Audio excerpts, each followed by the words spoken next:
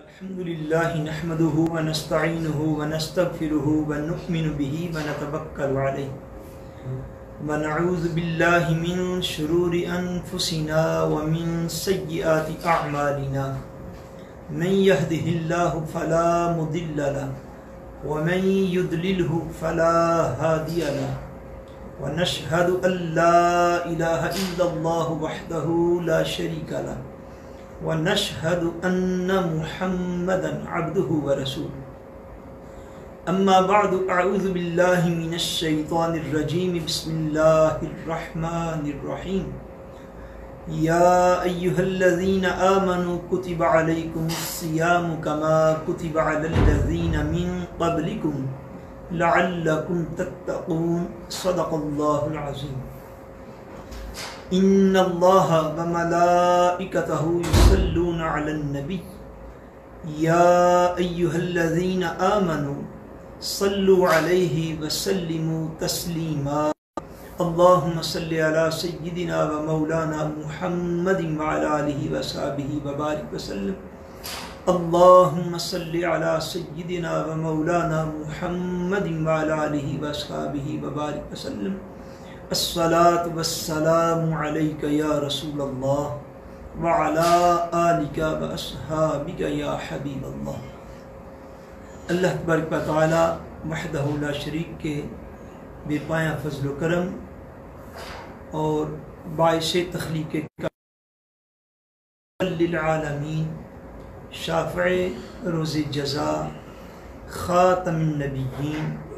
حضور سیدنا محمد مصطفیٰ صلی اللہ علیہ وآلہ وسلم کے مبارک وسیلہ کے ساتھ ہم آپ کی خدمت میں رمضان المبارک کی مقدس ساعتوں میں، ان مقدس گھڑیوں میں لمحات میں حاضر خدمت ہیں۔ آج کی مختصر گفتگو جو ہے وہ رمضان المبارک کے روزوں کی اہمیت اور ان کی امپورٹنس اور وقتیت کے اعتبار سے ہے۔ اسلام میں اللہ تبارک و تعالی وحدہ لا شریک نے جو کچھ قرآن مجید میں ہمارے لیے نازل فرمایا اور آقا دو جہاں حضور نبی کریم صلی اللہ علیہ وآلہ وسلم نے احادیث طیبات میں اپنی زبان اقدس سے جو اس کی وضاحت فرمائی، اس کے مطابق تمام مسلمان اس بات کو جانتے ہیں کہ اسلام کے 5 چیزیں جو ہیں ان کو ارکان اسلام کہا جاتا ہے۔ 5 چیزیں ارکان اسلام میں سے ہیں۔ سب سے پہلے شہادت توحید و رسالت،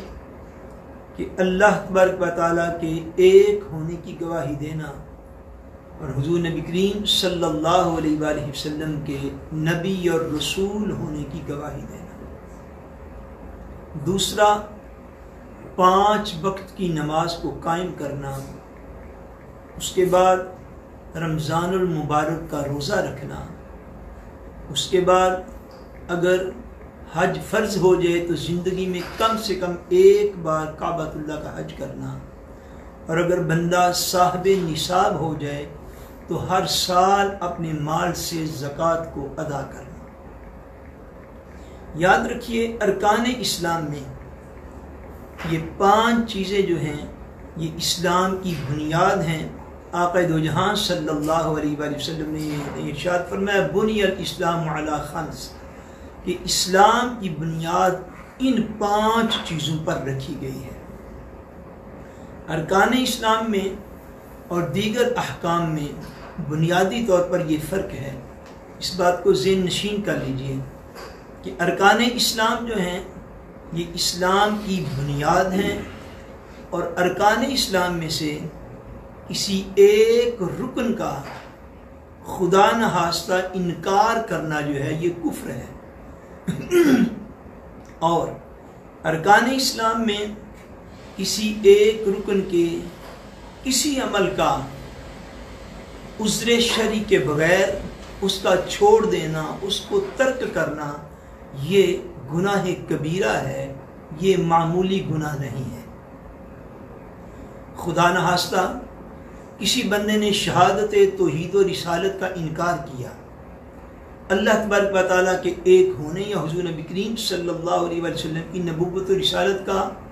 خدا نخواستہ انکار کیا، تو یہ سیدھا سادہ کھلا ہوا کفر ہے۔ اگر کسی بندے نے نماز کا 5 وقت کی نماز جو ہے، اگر اس نے نماز کی فرضیت کا انکار کیا اور خدا نخواستہ یہ کہا کہ نماز سرے سے فرض ہی نہیں ہے، تو ایسا قول کرنا، ایسی بات کرنا یہ کفر ہے۔ اور اگر کوئی شخص اپنی غفلت کی وجہ سے، اپنی نادانی کی وجہ سے، اپنی کم علمی کی وجہ سے کسی عذر شرعی کے بغیر نماز کو اس نے چھوڑ دیا اور 5 وقت کی نماز کو ادا نہ کیا، تو نماز کا ادا نہ کرنا جو ہے یہ گناہ کبیرہ ہے، کیونکہ جو اس ہے اس کی ادائیگی ایک مسلمان نہیں کر رہا، جو کہ ارکان اسلام میں شامل ہے۔ اسی طرح رمضان المبارک کا روزہ ہے، رمضان المبارک کے روزے کی فرضیت کا اگر کسی شخص نے خدا نخواستہ انکار کیا، تو رمضان المبارک کے روزے کی فرضیت کا انکار کرنا یہ کفر ہے۔ اور اگر کسی شخص نے عذر شرعی کے بغیر رمضان المبارک کا ایک بھی روزہ چھوڑ دیا، تو ایسا کرنا یہ گناہ کبیرہ ہے۔ اسی طرح حج کا حکم ہے، کسی شخص نے حج کی فرضیت کا انکار کر دیا تو یہ کفر ہے۔ اور اگر حج جو ہے صاحب استطاعت ہونے کے باوجود اس نے ساری عمر حج نہ کیا، تو ایسا کرنا اس کے لیے گناہ کبیرہ کا موجب اور سبب ہے۔ اسی طرح زکوٰۃ کا مسئلہ ہے، اگر کسی شخص نے زکوٰۃ کا اس کی فرضیت کا انکار کر دیا، تو یہ انکار کرنا کفر ہے۔ اور اگر کسی شخص نے اپنی کم علمی، جہالت، نادانی یا کسی اور لالچ کے سبب زکوٰۃ کو ادا نہ کیا، تو یہ اس نے گناہ کبیرہ کا ارتکاب کیا۔ یہ بات سمجھ لیجئے، یہ دل میں بٹھا لیجئے کہ ارکان اسلام جو ہیں ان کا حکم جو ہے وہ بقیہ احکام سے زیادہ اہمیت رکھتا ہے، ان کو زیادہ سمجھنے کی جو ہے یہ ضرورت ہے۔ دوسرا اس کا پہلو یہ ہے کہ فرض میں اور عام جو دیگر احکام ہیں ان میں فرق کیا ہوتا ہے کہ جو عبادت دین میں فرض قرار دے دی گئی ہے، دیگر کوئی بھی عبادت اس عبادت کا متبادل نہیں ہو سکتی، اس کی جگہ پہ وہ عبادت کی نہیں جا سکتی۔ مثلا اگر کوئی شخص جو ہے وہ ساری رات نوافل کے اندر گزار دے، وہ ساری رات نماز تسبیح پڑھتا رہے اور بار بار پڑھے، وہ تہجد کے نوافل بھی ادا کرے، اگر عشاء سے لے کر فجر تک اس نے 1000 رکعت نفل بھی ادا کر دیے، تو وہ 1000 رکعت نوافل جو ہیں وہ صبح نماز فجر کا متبادل نہیں ہو سکتے۔ آپ برکتوں کی تعداد جو ہے ان کی طرف نہیں دیکھیں گے کہ میں نے ساری رات میں 500 نفل پڑھا، تو صبح فجر کی نماز جو ہے اس کی تو ٹوٹل 4 رکعتیں ہیں،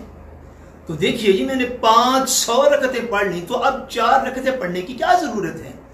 میں اس بات کو سمجھیے کہ وہ 500 رکعتیں وہ نفلی عبادت ہے، جو صبح فجر کی نماز ہے وہ اللہ تبارک و تعالیٰ نے فرض کی ہے، تو ساری رات کے نوافل فرائض کا متبادل نہیں ہے،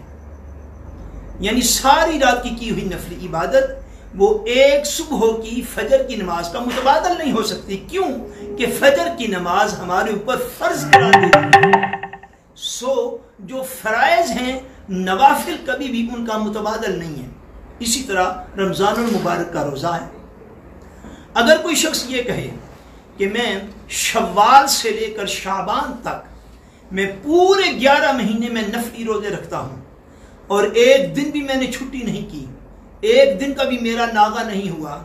تو اب چونکہ میں نے 11 ماہ مسلسل روزے رکھ لیے ہیں، تو اب خدا نخواستہ میں رمضان کا ایک آدھ روزہ چھوڑ بھی دوں تو پھر بھی خیر یہ ہے، بھائی دیکھیے نا میں نے سارا مہینہ نہیں سارا سال میں نے 11 مہینے روزے رکھے ہیں، تو یاد رکھیے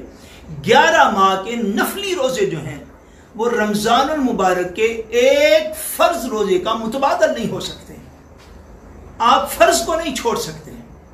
آپ ایسا نہیں کہہ سکتے دیکھیے جی میں تو 10 مہینے روزے رکھے، میں تو 6 ماہ روزے رکھے، میں تو 11 مہینے روزے رکھے۔ آپ نے فگر کو یوں پورا نہیں کرنا، اس لیے کہ اللہ تبارک و تعالیٰ نے رمضان المبارک کا روزہ فرض کیا ہے، نہ کہ بقیہ 11 مہینوں کا۔ اس لیے بقیہ سارے 11 مہینوں کے روزے بھی رمضان المبارک کے ایک روزے کا متبادل نہیں ہے، اس کا بدل نہیں ہو سکتا۔ اس طرح حج کی عبادت، اگر کوئی شخص بار بار عمرہ پہ جاتا رہے اور اللہ کریم کرے کہ حرمین شریفین کی رونقیں پھر سے ہمارے لیے بحال ہو جائیں، لیکن اگر ایک شخص بار بار عمرہ کے لیے جائے تو اس کا بار بار عمرہ شریف کے لیے جانا، اگر اس پر حج فرض تھا اور اس نے حج نہیں کیا جو کہ اس کے اوپر فرض ہو چکا ہوا تھا، وہ ایک کی بجائے 10 مرتبہ حرمین شریفین سے ہوا ہے، تو اس کے 10 مرتبہ کا ٹریول حرمین شریفین کی زیارت کرنا وہ حج کے ایک سفر کا متبادل نہیں ہو سکتا۔ اسی طرح یاد رکھ لیجئے، اگر کوئی شخص اپنا بہت سارا مال اللہ تعالیٰ کی راہ میں خرچ کر دے اور اتنا مال خرچ کر کے بے حساب مال خرچ کر دے اور اس کے باوجود اس پر فرض رہے، واجب رہے، تو جب تک وہ اپنا زکوٰۃ کا فریضہ ادا نہیں کرتا، اس کا بقیہ سارا مال اللہ کی راہ میں خرچ کیا ہوا کبھی بھی زکوٰۃ کا متبادل نہیں ہو سکتا، کبھی بھی زکوٰۃ کی جگہ پہ وہ خرچ کیا ہوا مال نہیں آ سکتا۔ اس بات کو ذہن نشین کر لیجئے کہ فرائض وہ ہیں، ارکان اسلام وہ ہیں کہ جن کو ہر صورت میں جو شرعی گنجائشیں اور رعایتیں دی گئی ان کو ملحوظ خاطر رکھتے ہوئے ان کو ہر صورت میں ادا کرنا لازم ہے، ان کو ہمیشہ جو ہے ان کی طرف جو ہے ان کی ادائیگی بندے کے اوپر لازم رہتی ہے، اس لیے جو بندہ فرض ادا نہ کر سکے بعد میں اس کو اس کی قضا دینی ہوتی۔ سو اس بات کو ذہن نشین فرما لیجئے،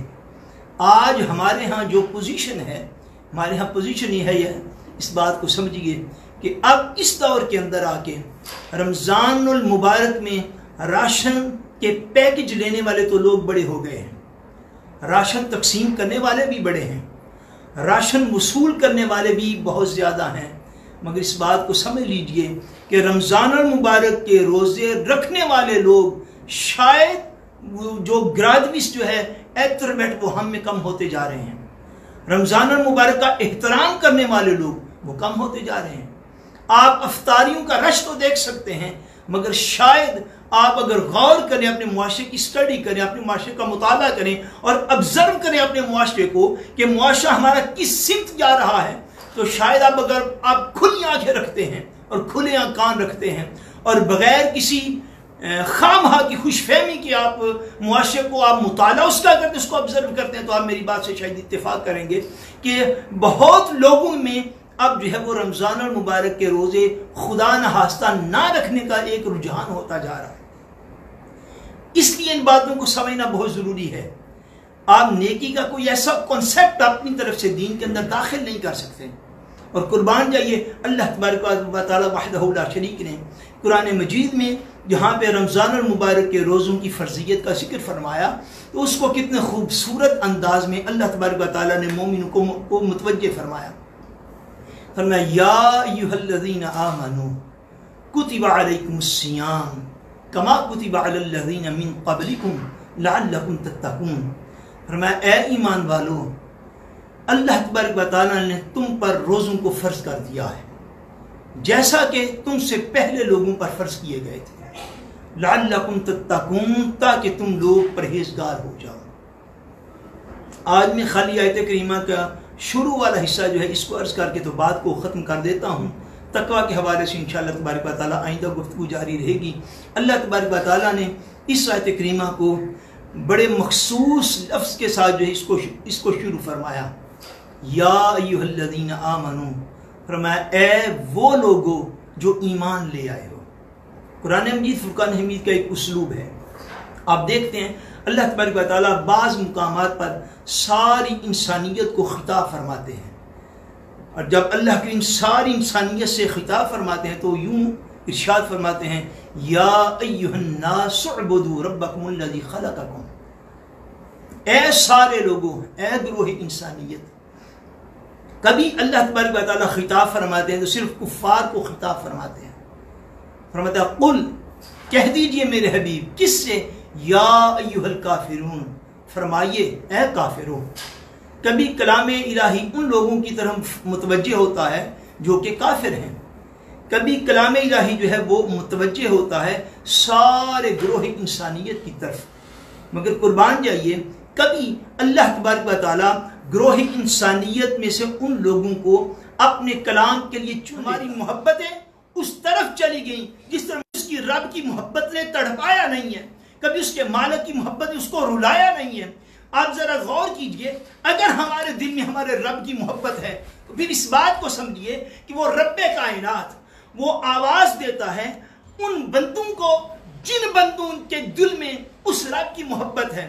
جن بندوں نے اس رب پر ایمان لایا ہے، وہ بندے جو اللہ تبارک و تعالیٰ کو ایک مانتے ہیں، وحدہ لا شریک مانتے ہیں، اللہ تبارک و تعالیٰ کو اپنا رازق مانتے ہیں، مالک مانتے ہیں، معبود مانتے ہیں، ان بندوں کو رب آواز دیتا ہے۔ ساری انسانیت ایک طرف، اب اللہ تبارک و تعالیٰ کا کلام متوجہ ہوتا ہے اور متوجہ ہو کے کہتا ہے یا ایھا الذین آمنو، اے اہل ایمان، ہم نے تم پر روزے فرض کر دیے ہیں۔ یہ آواز رب کریم کی طرف سے آتی ہے، ایمان والوں کو آتی ہے کہ ایمان والے متوجہ ہو جائیں کہ ان کے رب نے ان کو آواز دی ہے۔ جیسے اب سیرت پاک پڑھیے، نواسہ رسول، جگر گوشہ بطول، لخت جگر علی المرتضیٰ، نور نظر حضور سیدہ فاطمہ الزہرا،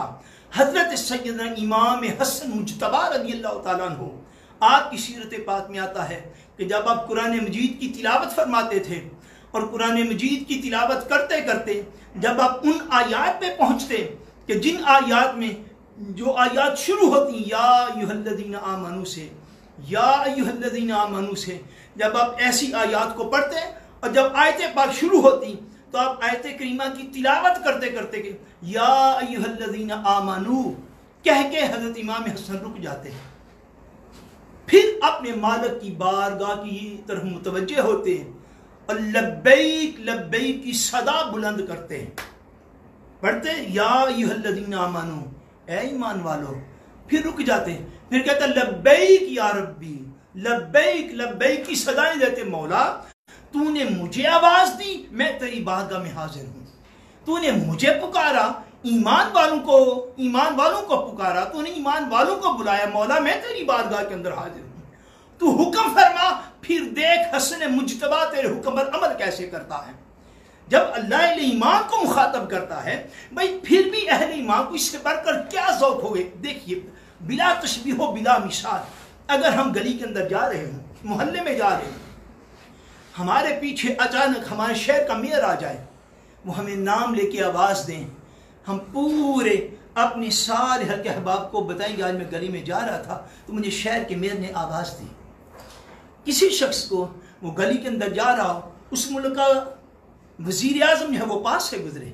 اپنی گاڑی روک لیں اور اس شخص کا نام لے کر مخاطب کر کے بھائی فلاں بندے میری بات سنو، وہ شخص اپنے سارے رشتہ داروں دوستوں کو بتلائے گا کہ آج وزیر اعظم نے گاڑی روک کے مجھے آواز دی تھی، اور تصویر بھی بنائے گا اور پھر سارے کئی سال تک اس کو شیئر کرتا رہے گا۔ ہر سال جب وہ دینے گا پھر اس کو دوبارہ سے شیئر کرے گا کہ آج مجھے وزیر اعظم نے آواز دی تھی، آج مجھے بادشاہ نے پکارا تھا۔ بلا تشبیہ و بلا مثال، یوں سمجھیے کہ جو آیات یا ایھا الذین آمنوا سے شروع ہوتی ہیں ان میں ساری انسانیت کو چھوڑ کر رب اہل ایمان کو آواز دے رہا ہے، ایمان والو، مجھے ماننے والو، تم کہاں چلے گئے؟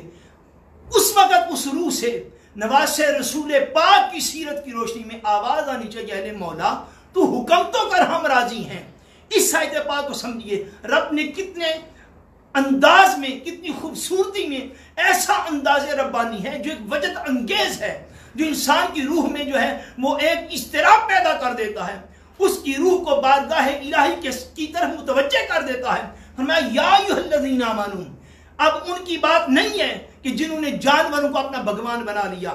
اب ان سے قدرت مخاطب نہیں ہے جو درختوں کی پوجا کرنے والے ہیں، ان سے بھی مخاطب نہیں ہے جو بتوں کی پوجا کرنے والے ہیں، ان سے بھی مخاطب نہیں ہے جنہوں نے ایک کی بجائے تین خدا بنا رکھے ہیں۔ اب قدرت خاص طور پر متوجہ ہے ان کی طرف، ان کی طرف جو اس رب کائنات کو ایک ماننے والے ہیں۔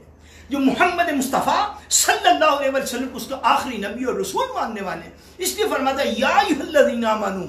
اے ایمان والو. مولا کیا کریں، حکم کیا ہے؟ فرمایا کتب علیکم الصیام، فرمایا اے اہل ایمان ہم نے تم پر روزے فرض کر دیے. اب سارے مومنین جو اس بات کو آج سن رہے ہیں یا پھر سنیں گے، وہ سارے اس بات کو سمجھیے، جب اللہ ایمان والوں کو مخاطب کرتا ہے پھر ایمان والوں کو جواب عمل کی صورت میں دینا ہوگا. پھر روحوں کو، ہماری روحوں کو کہنا ہوگا مولا تو حکم تو کر، تو فرما تو صحیح ہم کب سے لے کر کب تک بھوکے پیاسے رہے، تو حکم تو فرما کب تک تیرے فرمان کے مطابق ہم اپنی خواہشات نفس کو چھوڑے رہیں. وہ یا ایھا الذین آمنوا کہے، سارے لوگوں کو ہٹا کر صرف ان سے بات کرنا چاہے جو اس پر ایمان رکھتے ہیں، تو اس کی محبت کا جواب محبت عمل سے ہمیں دینا ہوگا. آئیے اس بات کی طرف کہ ہم دین کے نام پر جو ہم نے جھگڑے جو ہیں وہ ہمارے اندر پھیل گئے، فتنے پھیل گئے، اختلاف پھیل گئے، ان کو چھوڑ کے ایک طرف رکھیے. دیکھیے آپ کا رب، ہمارا رب کس انداز سے ہمارے ساتھ مخاطب ہو رہا ہے، اور یہ فرما رہا ہے اے اہل ایمان ہم نے تم پر روزہ فرض کر دیا ہے. سو رمضان المبارک کا روزہ رکھنا جو ہے یہ ساری امت مسلمہ پر اپنی شرائط کے ساتھ جو فقہی کتب کے اندر موجود ہیں یہ فرض کیا گیا ہے. سو ہر عاقل بالغ مسلمان مرد اور عورت پر عذر شرعی کے بغیر، عذر شرعی کے ساتھ بندہ چھوڑ سکتا ہے. ان کی مزید ڈیٹیل جو ہے وہ آگے انشاءاللہ تبارک و تعالیٰ بیان کریں گے، مگر روزہ فرض کر دیا گیا ہے. اور اتنی بات ذہن نشین فرما لیجئے، فرض کا متبادل نفلی عبادات نہیں ہو سکتی. اللہ تبارک و تعالیٰ وحدہ لا شریک حضور علیہ السلام کے کرم کا صدقہ ہم سب کا خاتمہ بالایمان فرمائے، اور ہمیں اس رکن اسلام کو